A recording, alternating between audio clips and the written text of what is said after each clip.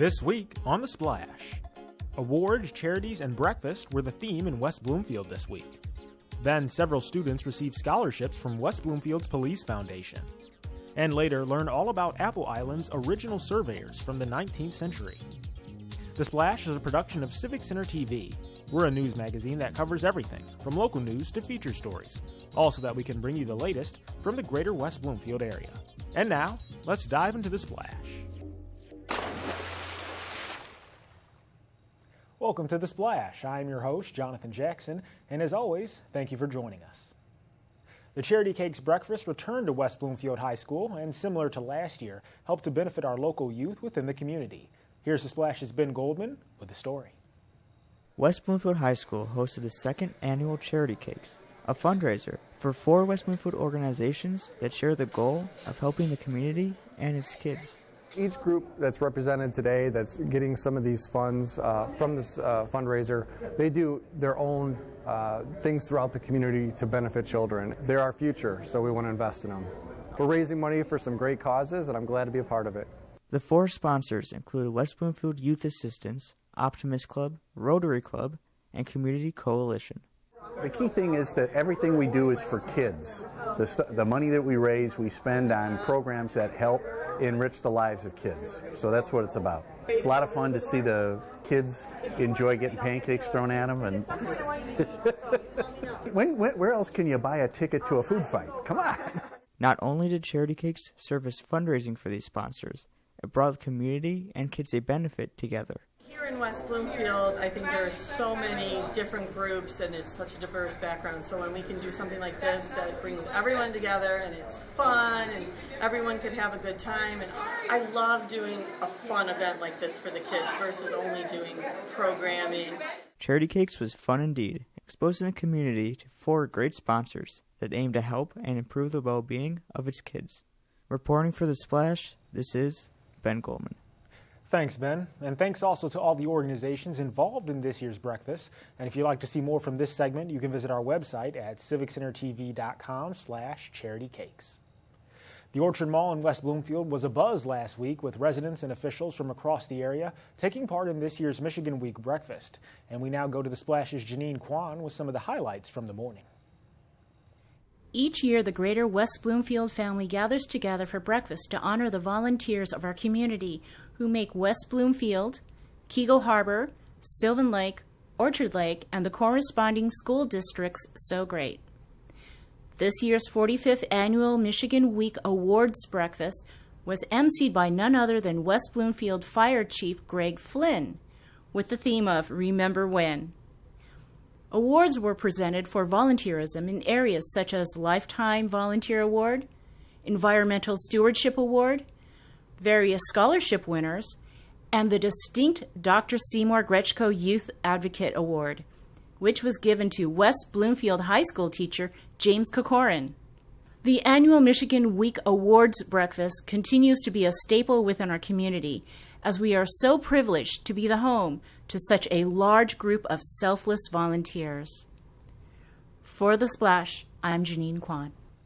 Another great event from the Michigan Week Committee, and of course we want to congratulate all of the award winners as well. And if you'd like to see the full broadcast for yourself, then please visit civiccentertv.com/2017 Michigan Week Breakfast. Well, over its many years of service, the West Bloomfield Police Foundation has done a lot for the families of officers within our community, but this year's contribution was one of their largest ever. On Thursday, the West Bloomfield Police Foundation held its 3rd annual Scholarship Awards ceremony at the West Bloomfield Police Department. The foundation, which is partnered with several different businesses within the community, distributed over $22,000 to the children of police department employees going to college, and for the past 3 years has dispersed over $52,000 toward West Bloomfield students. However, the entire ceremony couldn't have been possible without the help of local businesses such as the Bottle Crew and Thin Blue Line, who generously donated funds toward each of the 9 students' scholarships, which at the end of the day came to around $2,500 apiece and hopefully put them onto the path towards their future success. And for those who'd like to help support the Police Foundation in their efforts to provide for the families of officers within our community, then please visit their website at wbpolicefoundation.org. Coming up, history comes alive at this year's Apple Island Tours, and later we have several new events to share with you on this week's Civic Center event update. Don't go away. You're watching The Splash on Civic Center TV.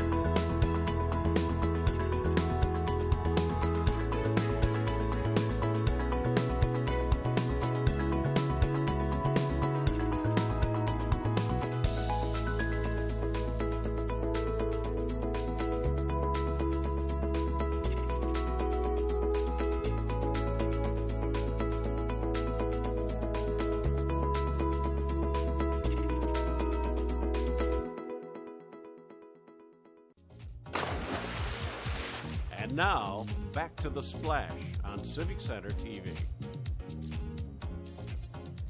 Welcome back to The Splash. I'm your host, Jonathan Jackson. Once a year during late May, the Greater West Bloomfield Historical Society hosts its weekend-long Apple Island tours to the public, and this year's tours featured a rather new attraction. Out in Orchard Lake, Michigan lies the famous Apple Island, a popular tourist spot that only opens to the public once a year during late May. But its diverse history and various hands of ownership have made it a significant landmark to the Greater West Bloomfield community. The survey map for 1817 of West Bloomfield clearly shows this island in the middle of this lake number 3, it was called at the time. And the surveyors knew it was there. They'd actually took the time to measure the island in that 1817 map of West Bloomfield Township. But going out on the island, seeing what that is like and looking at it when you can never do it any other time of the year is why this is such a special event. Due to the recent discovery of a 200-year-old survey post within Sylvan Lake, the Greater West Bloomfield Historical Society invited a reenactment group from the Michigan Society of Professional Surveyors to the island. Our reenactment group, I have been portraying William Austin Burt for over 20 years, and we go throughout the state of Michigan putting it on our display during the summer. All 4 of us here today are professional surveyors by occupation, and therefore we hope we have a pretty good idea what we're talking about. Although it's been several decades since some of these tools have ever been used, the surveyors of today are still learning from those of the past, which has made the job far less demanding. The only difference between this equipment and modern equipment is the modern equipment has made things much more accurate and a lot less field activity because I can meander around. I don't have to go in a straight line anymore like I used to have to do. And it's thanks to events such as these that the Greater West Bloomfield community is able to see how far we've come and how much more we have to gain from studying history. Well, I think it helped people have a better appreciation for their subdivision that they live in, what it was maybe before. It was actually a bunch of houses and streets and roads and so forth. And to think what it was like then as opposed to what it is now makes you probably appreciate more, which we have now today. For The Splash, I'm Jonathan Jackson. And if you'd like to see more from this year's tours or learn more about the surveyors back during that time period, you can visit our website at civiccentertv.com/Apple Island Surveyors. Well, we now turn to another episode of Sidewalk Talk with Splash reporter Sheena Monin, who's out on the streets of Greater West Bloomfield asking questions to local residents.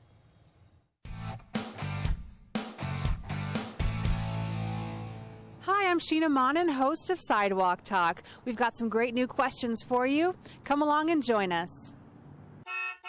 What was the first car that you owned, and what do you remember the most about that car? The first car that I owned was a Toyota Tercel, and it was lime green, and what I remember the most is everyone in college would tease me that I never washed my car. 2007 Nissan Sentra, black. I got it because I have a Siberian Husky. The inside was a light tan color for the fur, so it wouldn't show up. It was an Infiniti G20, I believe. And what I liked that it was nice and small and it went fast. Grand Marquis from Ford Mercury. And the windshield wipers did not work. They stuck right in the middle. Cutlass Sierra, 1992. It was my grandma's old car, so it was in great shape, and I ran it to the ground. I had a 62 Ford Falcon Futura. It was my grandmother's, and she passed it on to me. And it had turquoise seats and dash, and the steering wheel was white. My first car was a Corvette. So it was a graduation present. An Oldsmobile station wagon. I remember it having back-facing rear seats. You could sit in the back and actually look out the back as I was driving away. What was the first car that you owned, and what do you remember the most about that car? It was a 1987 Celebrity Eurosport, and I remember it had bench seats in the front. So when you were to adjust the seats, the whole entire row would go front and back. You couldn't adjust your own side. It was a 1993 Camaro Z28. It was black, it was shiny, and it was fast. That's what I remember most about it. It was fun and fast. I had a Ford Mustang, and I bought it at a tent sale. And I bought it with my own money. I was real proud of it. I was 21 years old, and I was coming home from work, and all of a sudden it died. It was a 1987 Cougar.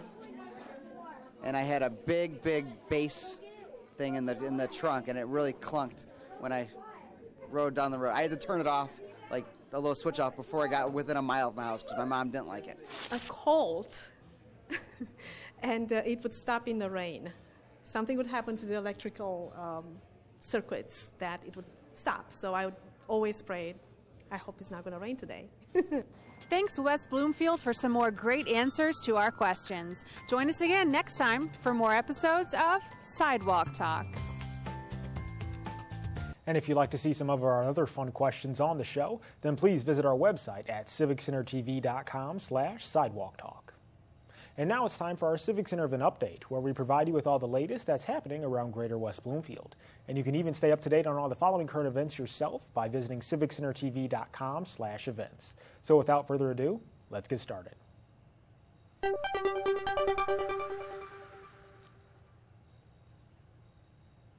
St. Mary's Polish Country Fair is back with a wide range of entertainment from top local bands, mouth-watering Polish cuisine, all-night dancing, and several carnival rides.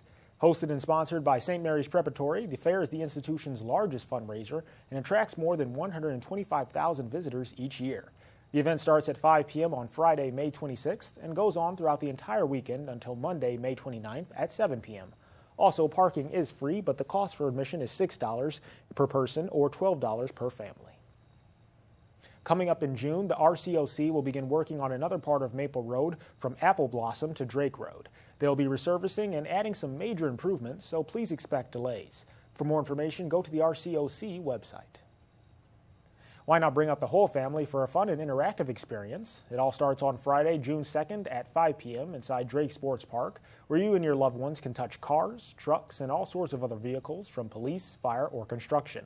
Plus, there will be inflatables for the little ones, and registration isn't required, but parking will cost around $5 per car in order to help fund West Bloomfield Parks Camp's financial aid program. On June 3rd, starting at 8:15 a.m., you can join the Walk West Bloomfield group at Walnut Creek Middle School for a guided tour along a scenic historic rail-to-trail network. Learn about the trail's history, bird watch, or just enjoy the scenery altogether. Plus, the Orchard Lake Museum will be open and available for families to come visit and enjoy some refreshments. The walk is approximately 7 miles long, and buses will be waiting at the end to transport participants back to the starting point. The American Cancer Society's Relay for Life celebrates survivors of all kinds at St. Mary's School. The event begins on Saturday, June 3rd at 10 a.m. with a Survivors Lap, and then afterwards will be followed by the Caregivers Lap. Later on, the closing ceremony will remember those we've lost and reaffirm others' commitment to keep fighting. For more information or to get involved, please contact Sarah Yerke at 248-663-3510. The popular Plant Exchange and Sale is back, and the Sylvan Lake and Keego Harbor Garden Club are teaming up to host the event on June 3rd from 10 a.m. till noon at the Memorial Park on Garland and Pontiac Drive in Sylvan Lake. All who are interested are welcome, and you can bring healthy outdoor plants, preferably in some kind of container, and exchange them for another. However, if you don't have plants to exchange, they'll also be selling some dirt cheap, with the cost coming to $1 for small and $5 for large. So come check it out, garden lovers. More than 20,000 paintings, sculptures, and drawings from France were taken by the Nazis in World War II, And on June 6th at 10 a.m. inside the West Bloomfield Library, you can learn about this dark part of history from presenter Karen Imaricio. Her book traces the fate of these works of art and focuses on the private collections of 5 Jewish families who were systemically pillaged. This is a very informative event made especially for those who love art history, so please come on out. Put down the phone and throw out those takeout menus, because on June 6th at noon, chefs from Henry Ford West Bloomfield Hospital are going to be giving out tips on how to get that guilty pleasure taste without breaking your diet. The cost for this class is simply $20 per person, or bring a friend and it's only $30 for the both of you. Tired of the same old generic landscaping plants? Well, why not design and plant your landscape with edible and useful vegetation instead? On June 6th at 6 p.m. inside the Recreation Activity Center's Nature Room, you can discover the history of edible landscaping, basic design ideas, and see some of our favorite species.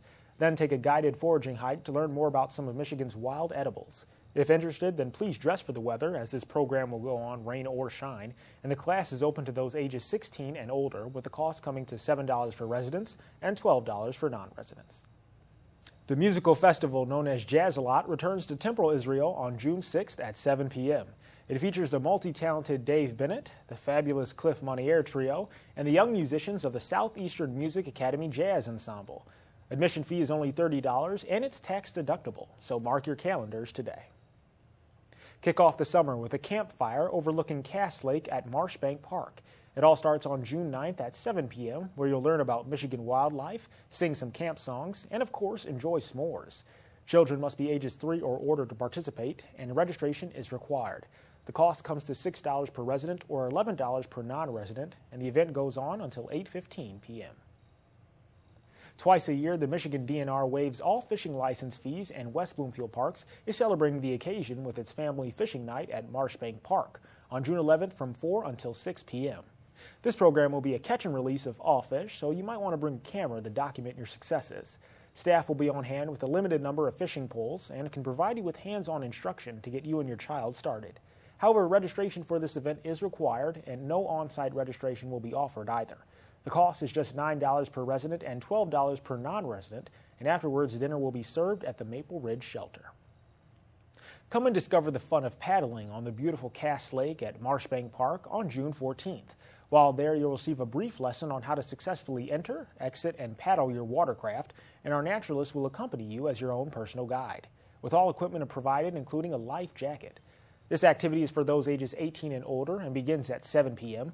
The cost is $32 per resident and $37 per non-resident, and there's limited availability, so please sign in early for a better selection. And that's all for now. However, if you're looking to find even more events going on in your neighborhood, then be sure to follow us at civiccentertv.com/events and look up our events calendar. Or watch us here for more information on everything going on in the greater West Bloomfield area.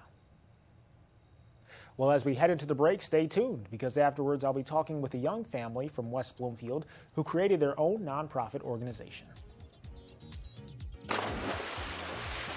Don't go away. You're watching The Splash on Civic Center TV. In the air, in the park, in your town, Civic Center TV keeps you up to date on everything going on in West Bloomfield. Go for a hike, meet the neighbors, take a splash, and explore all that our area has to offer.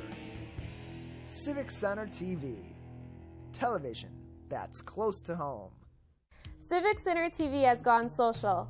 Now it's easier than ever to watch, save, like, and share our videos online. See what's happening in your neighborhood, on the streets, and on the web at civiccentertv.com. Be a part of the conversation and get involved. We would love to hear from you. For links to our social media pages, visit us at our website or find us on Facebook, Twitter, and YouTube. Civic Center TV, television that's close to home.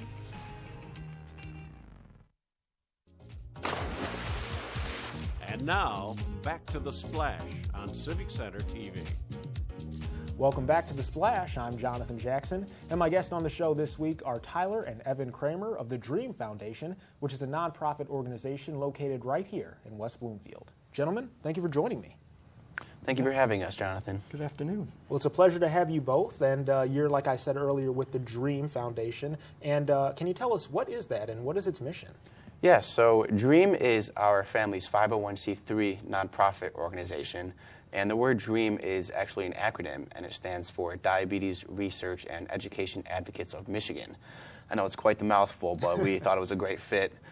So our primary mission is really to raise awareness and educate people in the community, and also raise funds for our partner, which is the University of Michigan Children's Hospital, in order to promote fundraising initiatives and ultimately get a little bit closer to finding a cure for type 1 diabetes. That's wonderful, guys. Wonderful. And what exactly inspired you to take on this mission and to create this organization, Evan? Well, the primary inspiration was Tyler when he was diagnosed at the age of 10.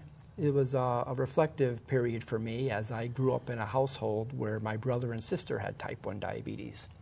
And at that point, I really wanted to try to make a difference and find ways to keep open communication about the disease, not only within our family, but within the community, to further educate people on what type 1 diabetes is, and to find an easier way for these kids who have been newly diagnosed to cope with the disease. Exactly. To be at, what was you, 10 years old when you were Correct. diagnosed, such a young age, that must have been a lot just to throw at you. Can you tell us a bit about how you processed that and how much your life changed after that? Yeah, so when I was 10, I had the regular symptoms of type 1 diabetes. I was going to the bathroom a lot, all during the day, during school, and during the nighttime as well. And we just didn't think that was right for a 10-year-old kid to be doing that so often. So we went to the doctors for a regular checkup, and they knew right away. They tested my blood sugar. I was told I had to be in the hospital for the next 3 days and, learn the ropes about diabetes, be educated, learn how to check my blood sugar, take insulin, and cut my carbohydrates. So those are really all the things that I do on a daily basis. I have a finger prick that checks my blood sugar at the time, usually several times a day when I wake up, before I go to bed, and before and after meals as well. So really throughout the entire day. So the main routine is what I do is I count my carbohydrates in order to counteract the sugar in the foods that I eat. So luckily I do have an insulin pump that does all these calculations for me, and I really just enter the amount of carbohydrates that I eat in each meal. It calculates the amount of insulin units to give me, and it goes in automatically into my pump site, which I have on. Wow, so that's a huge change in your life. I mean, that had to just, sports, if you were on to play sports or anything, active-wise, you really had to be careful in what you could do, I'm sure. Yeah, it definitely was a challenge and quite the big change growing up, but, I've gotten a little bit more used to it over the years, and I just do anything that I really want to do right now. So it doesn't have too big of an impact on me, I'd say. But it's still a big part of who you are, and that Definitely. you learn to really cope with it, and that's great. That's really great. Yeah. One of our biggest initiatives was to make sure diabetes didn't affect what Tyler wanted to do. So all along, my wife coined a phrase, let's try to find a way to say yes. So, Dad, I want to have ice cream. Dad, I want to play soccer. Dad, I want to go on a sleepover. We would find a way to accommodate that. Yeah, to give you that same experience that all other kids have, just despite, the diagnosis, you can still have a normal life. And that's great. That's a great message to promote. I think also, too, that I like about the D.R.E.A.M Foundation is it's having an impact here, I think, in our community. And Evan, can you talk a bit about how much you've seen it grow these past few years? Sure. As a matter of fact, the D.R.E.A.M Foundation, through its fundraising efforts, has donated a very specialized camera for lab use at the University of Michigan Mott Children's Hospital. Oh, okay. We've also donated money toward their lab research. We've recently been very blessed with a very large donation. We have a grant for $250,000 that we're utilizing the new telehealth methodology through the University of Michigan. Okay. So that families with children of type 1 who may live in a rural area and are unable to see their local pediatric endocrinologist can use the telehealth laptops provided by D.R.E.A.M to have regularly scheduled doctor visits to monitor their health and their all-important monitoring of their blood glucose levels or their A1Cs. Okay. And now, Tyler, can you tell us a little bit, too, about how people, if they want to help out with the D.R.E.A.M Foundation, how can they do so? And to support or maybe donate? Yeah, definitely. Well, of course, I'd have to say our website is the main spot where we keep everything of access to the community, dreamforacure.com. We also have a monthly newsletter that we send out to our email list. If they want to contact us to join that. We have fundraisers every now and then where we love to get the community involved, and even support programs in the past that we have done to get the community aware of our foundation. So there are multiple ways to become involved and just learn more about D.R.E.A.M and ultimately learn more about type 1 diabetes and how you can help in the community. That's great, guys. That's great. Now, before we wrap up, a quick note. You guys are West Bloomfield residents. You live here in our area. And what do you guys do as a family here that you enjoy? Even, despite the diagnosis, you're still, like you say, finding ways to say yes. What do you enjoy being around in our community? Yeah, well, quite frankly, I don't have too many restrictions with having diabetes. We like to enjoy boating, bike rides in the community, attending sporting events, whether it's downtown or even family sporting events. And we also like to participate in giving back to the community, which doesn't always have to be involved with diabetes either. So just about anything a normal West Bloomfield family would love to do, you can count us in. All right, I love it. Well, the boating especially, because there's plenty of lakes and plenty of water, and it's getting warmer, right? Definitely. Well, I'm so glad to have you guys on the show today, and also happy birthday to you, Tyler. I know your birthday's coming up, Jonathan. so Yes. thank you again for that, or congrats for that. So thanks again, guys. Thanks, Jonathan. Appreciate it. All right, everyone. Well, once again, Tyler and Evan Kramer with the D.R.E.A.M Foundation. And if you'd like to make a donation or support their organization, then please visit their website at dreamforacure.com and click on their donation tab. Thanks again, guys. Thank you. All right, well, now let's head over to another of our recurring segments called The Biz, starring Splash reporter Katie Wozniak, who's visiting another local business right here within Greater West Bloomfield.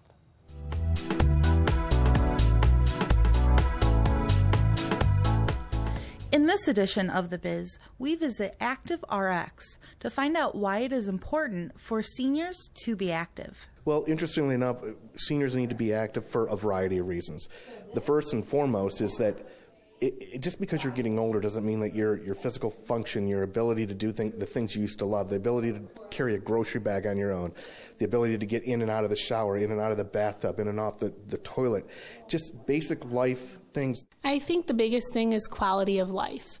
It keeps you mentally strong, physically strong, and just being able to maintain your independence is a huge thing. When discussing being active, it is important to know what active means.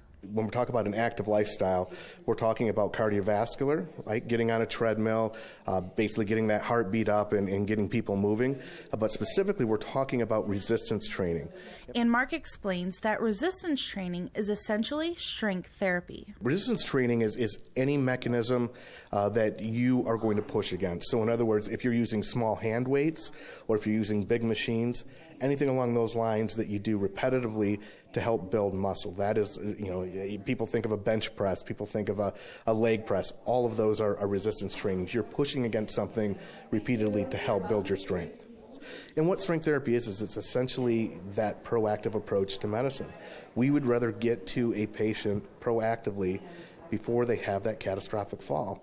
Building your strength is critical when being proactive about your health. It's really important, especially for the senior population, to be doing strength training because as we age, there are scientifically proven physiologic changes that start to occur much more rapidly as we get older. Some of those things involve posture. This starts in our early teens.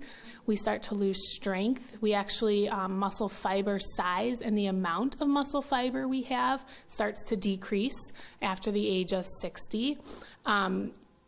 Flexibility. The collagen becomes more fibrous as you get older. So those are just to name a few.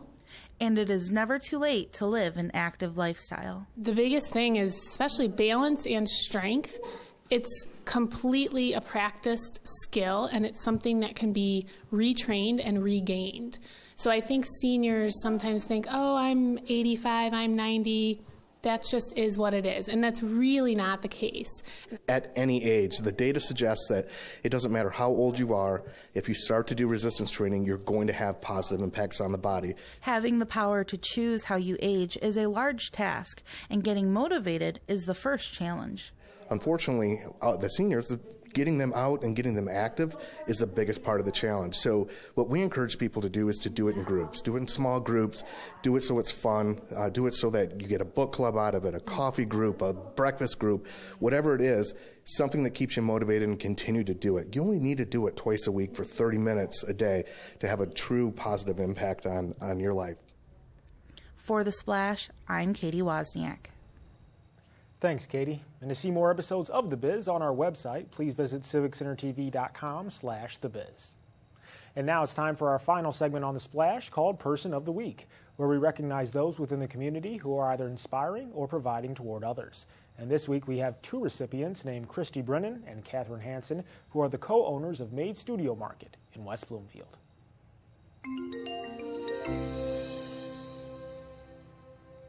First started in November of 2015, Made Studio Market serves as a unique lifestyle boutique created by two friends named Christy Brennan and Catherine Hansen.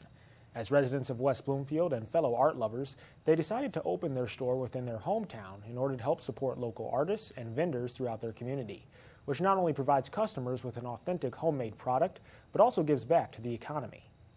However, Made Studio Market isn't just known for its high-quality products. They also offer workshops and classes to local artists hoping to improve or expand upon their craft. In fact, Catherine and Christy are striving to make their store a personal and well-rounded experience for all comers. Whether they be buyers or sellers, at Made Studio Market, they've created a space where everyone can come side by side to enjoy quality artwork, and that's why we're awarding them with our Person of the Week. And if you happen to know someone who's providing a service to their community, then let us know by sending an email to thesplash@civiccentertv.com. We want to congratulate those who are making a difference in our area, and we appreciate all of your suggestions. And that's going to do it for us this week. But as always, you can catch new episodes of The Splash every Monday at 6:30 and throughout the week for replays. Or you can look up previous episodes online at civiccentertv.com. And don't forget to follow us on Twitter, YouTube, and Facebook under Civic Center TV for more information. And for all our friends in Sylvan Lake, Orchard Lake, Kego Harbor, and of course, West Bloomfield, I'm Jonathan Jackson, and we want to thank you all for watching.